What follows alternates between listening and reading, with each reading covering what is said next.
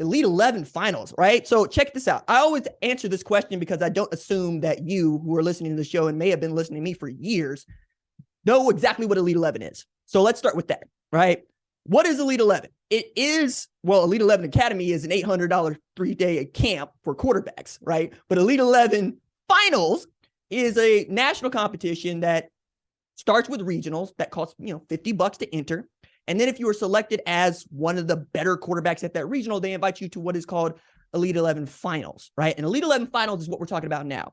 It's usually where the top 5-star, 4-star, and even 3-star quarterbacks culminate together to go through a set of drills and exercises overseen lately by Trent Dilfer, where they try to evaluate which one of these guys is the best quarterback according to their curriculum and their rubric in their respective class. It's almost only restricted to rising seniors, which is why the class of 2024 is the one that we are talking about right now, right? Those guys are going to go into their senior years, and this can make or break many careers. CJ Stroud is a great example of this, and you've heard me tell the story, but I'm going to tell it again for context. Stroud was not getting a lot of offers before he decided to participate in Elite 11's regionals. He was ranked just outside the top 800 prospects in the country. He goes through regionals. He goes to Elite 11 finals. He beats out Bryce Young for Elite 11 MVP. And not long after that, he got an offer from Ryan Day and Ohio State. He vaulted just for a short period into 5-star status and then eventually into the top 50. And you know what that is. He's the number 2 overall pick in this year's NFL draft. But the next question to answer is Elite 11 a good predictor of success? And the short answer is yes. But I want to go at that because Elite 11 finals, you get there, probably going to be good. But if you win Elite 11 MVP, it's kind of hit or miss. So I'm going to use an example because we have 24 years of data to pull from here because Elite 11 has been going on since 1999. Okay, so from 1999 to 2009, here's the list of guys that won Elite 11 MVP. Okay, the best quarterback in their respective class. Brock Berlin, Brody Croyle, Ben Olsen, Kyle Wright, Rhett Bomar, Mark Sanchez, Matthew Stafford, John Brantley, Blaine Gabbert, Aaron Murray, and Jake Heaps. Now, some of y'all are younger, so you're like, RJ, I don't know half these dudes. And some of y'all are older, and you forgot these dudes play quarterback. All right? Those were the best as evaluated by Elite 11 and who they decided to make MVP. Now, here's the list of guys over that same 10-year span that didn't win Elite 11 MVP, but participated in Elite 11 finals. Devin Gardner, AJ McCarron, Andrew Luck, Tim Tebow, Jake Locker, Chris Leak, Dennis Dixon, Matt Leinart, Troy Smith, and Vince Young. Okay, now I'm going to tell you that they've gotten a little bit better over the last several years in how they evaluate who wins an Elite 11 MVP, but let me put it this way. These are guys that have been in Elite 11 finals classes over the last 5 years. CJ Stroud, Bryce Young, JJ McCarthy, and Caleb Williams. Only 2 of those guys won Elite 11 MVP. Now, CJ and Bryce were in the same class. So only one of those guys can win, but you get my point here. Don't so much focus on which one of these guys is going to walk away with the trophy. Unless you're me and you're an Oklahoma fan, you want to remind people that Jackson Arnold won Elite 11 MVP. You could also be me and say Spencer Rattler won Elite 11 MVP, right? I also want you to focus on who gets invited, because if you have a quarterback that is committed to your favorite program that got invited, chances are that dude's good. But also, you knew that before, right?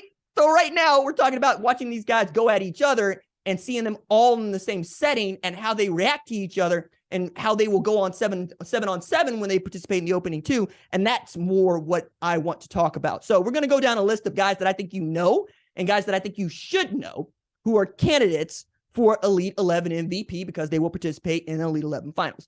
So number 1 off the rip, Georgia commit Dylan Raiola also is that dude, right? If you're looking up the guy that's got the most tools and the most to work with, that's why he's the number 1 overall recruit in the class of 2024. Last year, he threw for 3,341 yards, 32 TDs with 12 games as a sophomore, right, at Burleson in high school. And then that was 2021. In 2022, when he transferred to Chandler, he threw for 2,400 in 2022, but you get it, right? Or I should say 22 touchdowns, not 2022. But the genes are also there, right? Dylan Raiola was an all-world center at Nebraska, won the Remington Award. Great football genes. You understand what it is. I think that's the guy that many people think might win it because number 1 and 5-star are next to his name. But I would not be surprised to find out that one of these other guys blows away the Elite 11 staff because, again, Dylan is not the only guy here that can sling it. Another dude that can sling it, Alabama commit, Julian Sayin, who in 2021 completed 253 passes for 2,769 yards, 34 TDs, 5 interceptions, came back with basically the same sort of statistics in 2022. But my take here is that Greg Biggins, who I trust to evaluate high school football talent in California more than I trust anybody else, he's also a great analyst at 247 Sports, thinks that Sayin is the most ready to play right away when he gets to campus. And that's high praise. I mean, Greg was way ahead on guys like Bryce Young, guys like DJ Uiagalelei. If he says that a guy can play, I'm inclined to go with him. Also, Crunchyroll. Am I going to have to be the dude asking you why this man doesn't already have an NIL deal from you? Do I need to call you out? Do I need to pull you on Front Street right now? Do I need to be the dude that is looking around going, why aren't there any Vegeta references from my man? Why aren't there any Brawley references from my man? Why aren't there any Kamehameha references for my man? Why do we got to be this far into this before I'm the dude out here talking about we have a quarterback whose last name is Saiyan? As in, yes, Goku, who's a punk, but Goku, right? Gohan. You know what I'm saying? Like, all right, get this man a Boma at Alabama and let's get it on.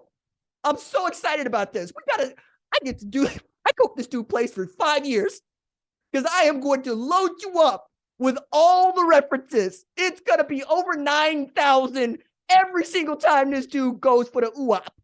I'm here for it. Next on the list, let's talk about Florida commit DJ Lagway coming out of Texas. His father is John Derek Lagway, who played running back at Baylor from 97 to 01. Played for coaches Dave Roberts and Kevin Steele, who's defensive coordinator now at Alabama. Kevin Steele just be getting it in, man. That's a dude that's going to be coaching football somewhere, somehow, all the time. DJ's also a dude that had to grow into a new system and prove, frankly, what other quarterbacks are already going to have to prove, which is that you can come into a new system, learn it, and then execute it. Last year, he completed 67% of his passes after completing just 55% the year before. He's committed to Florida, and I expect Billy Napier's going to be able to do some nice things with him.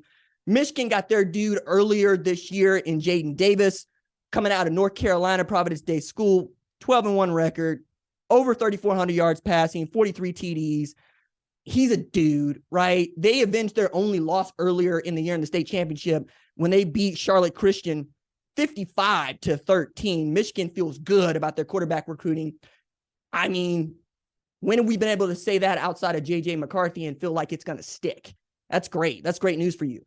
Air Noland committed to Ohio State. He set records in Georgia last year. He had over 4,000 yards passing with 55 scores, completed 73% of his passes, coming out of Langston Hughes, which is a 6A school in Georgia, and Georgia takes its high school football seriously.